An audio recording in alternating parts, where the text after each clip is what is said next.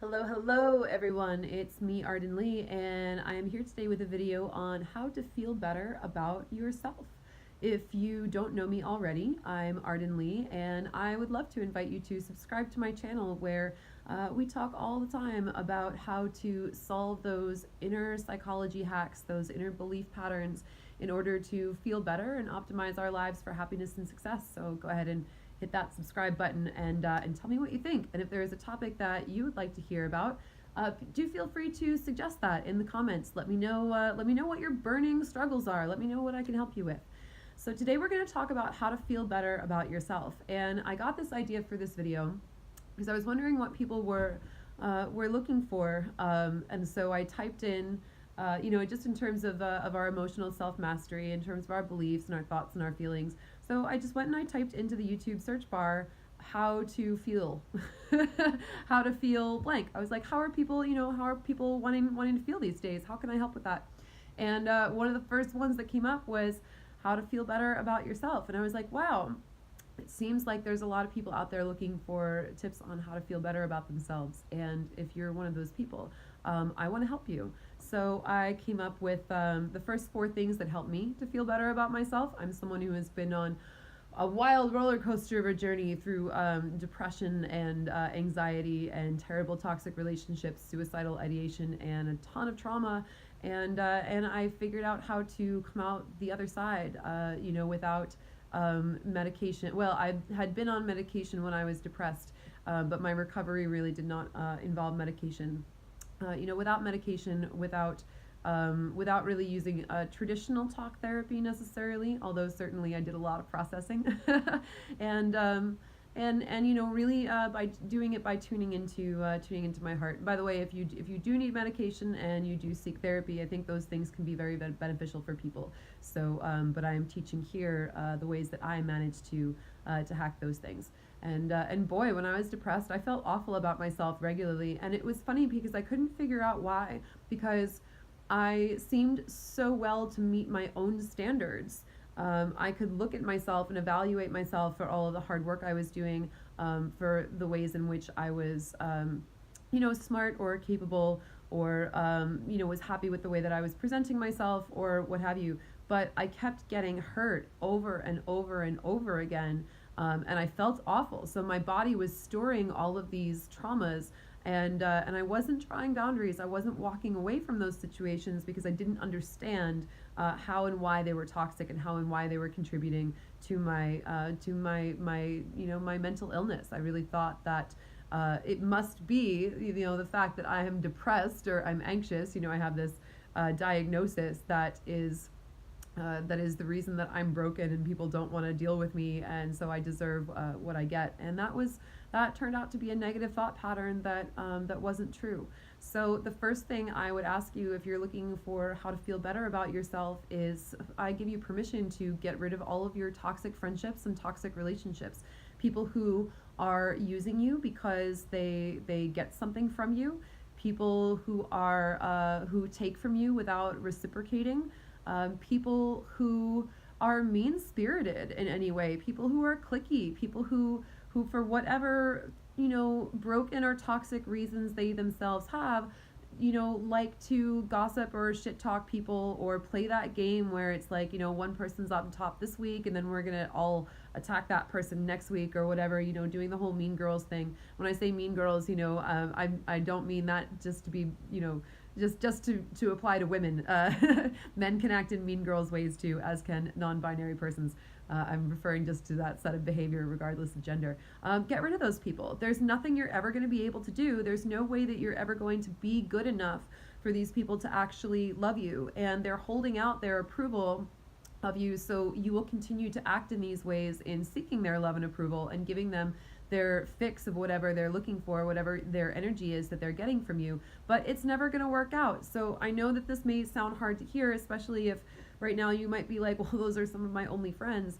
And I get how difficult that can be. I've been in that situation too, but I assure you there are 8 billion people on the planet, and I guarantee you can make better friends. And the first step to making those better friends is walking away from your toxic ones, because you'd be surprised how much you can end up unconsciously repeating that toxic behavior because you see your other toxic friends doing it. And then people who are healthy, who actually want to have friendships where they all come together and support each other, they don't want to gravitate toward you because they may see you doing that or just sense that from your energy. So the first thing you want to do is just get rid of those people who are making you feel bad about yourself for any reason. And the next thing is you want to pay attention to what is making you consciously feel happy in the moment. There's a lot of myths about happiness that we love to tell ourselves. Like, if I had this, I'd be happy. If I had this job, I'd be happy. If I had this relationship, I'd be happy. And certainly it's great to set goals for yourself and say, these are the things that I want to manifest and call in. So there's nothing wrong with seeking for your external conditions to be better than they are now. But unfortunately, that's often not the way that happiness actually works. What happiness actually, the way that it functions is becoming happy on the inside allows you the freedom to actually pursue those goals from that whole and grounded place that's going to be much more effective in getting your long-term goals accomplished. So paying attention to what habits actually make you feel happy in the moment is really important. What people do you want to be around who actually make you feel good about yourself? What people are, what friendships are supportive of you? What activities make you feel good? If you get up and you go to the gym in the morning, it might be difficult to get out of bed in the morning and actually make it to the gym. You might want to sleep in the moment, but once you go to the gym and you're there, and then, you get done and you shower and you walk out and you're on the street and you're like, wow, I can conquer the world. I just had a great workout. I'm all freshly showered. I feel ready to conquer the day. I feel great. So you're going to start feeling better in the moment.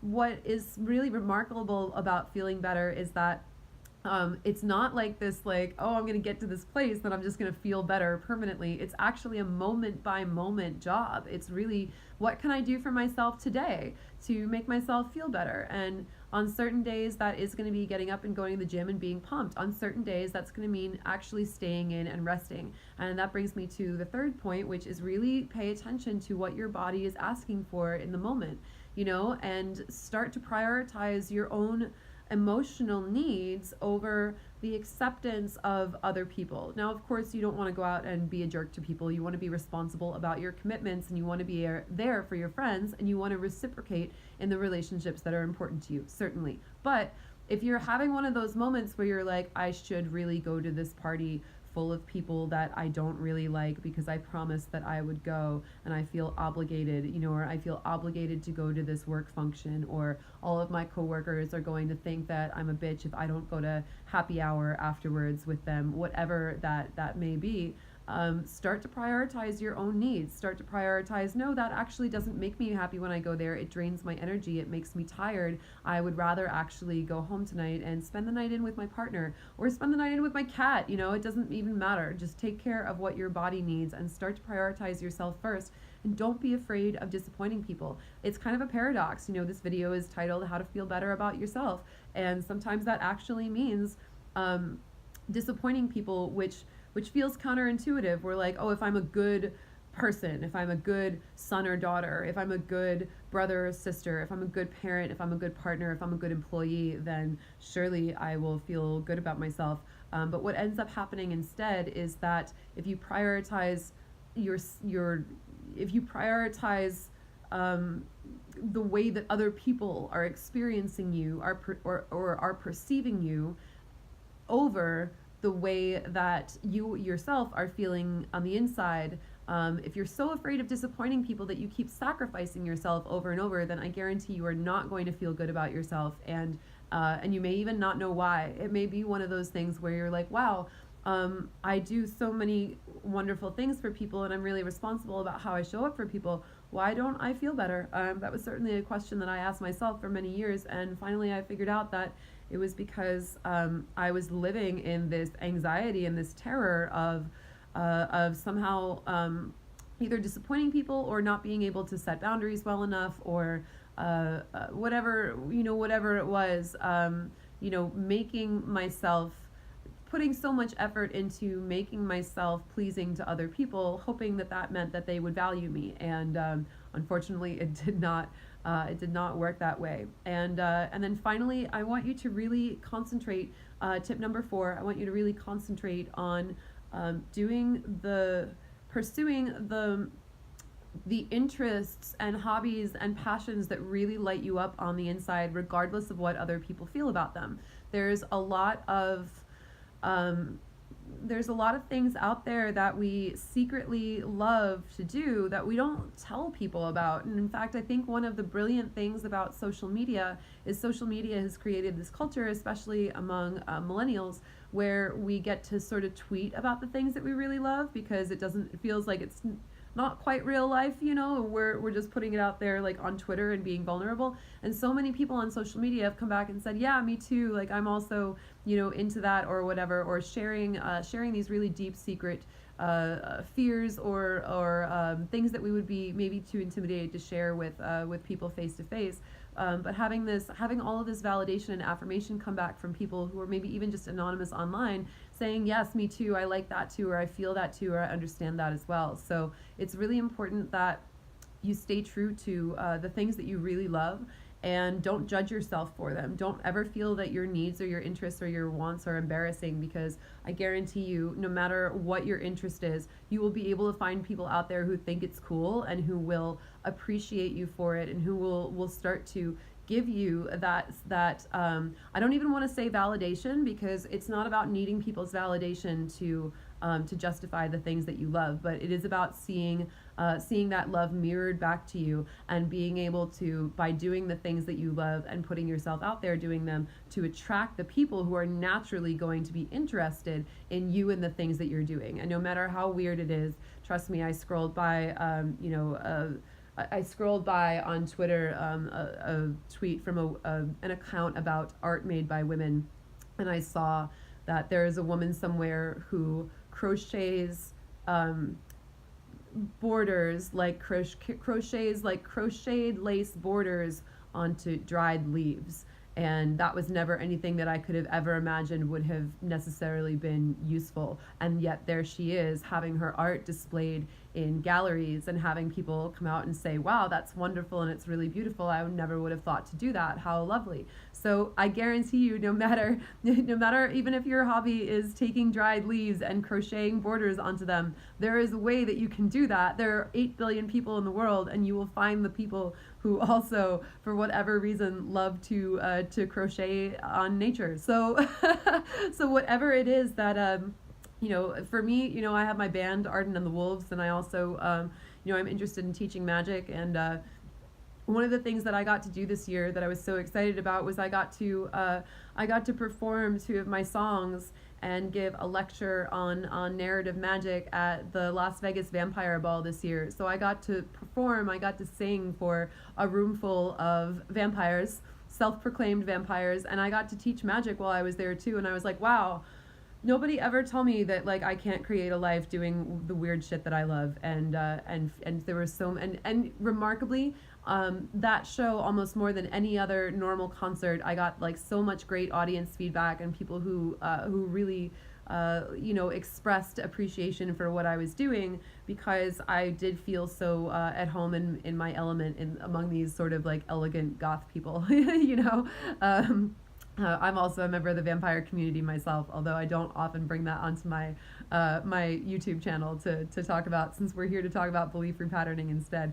And normally when we talk about vampires, they're energy vampires, and they're like the bad kind. So stay away from energy vampires and find the good goth vampires that really align with you in your heart, or whatever it is in your heart that aligns with you, and find those people and do the things you love. And I guarantee you, if you follow those 4 things, you're going to start feeling way, way better about yourself. And commit to that for a couple months, and then set that habit and keep doing it. And I guarantee you that that things are going to change, and you're going to start feeling better. So thank you for watching this video. Don't forget to subscribe to my channel, because I would love to help you out with your other belief hacks that you're looking for, and ways that we can all repattern and optimize our lives for happiness and success. So I hope to see you in the future, and thank you for watching.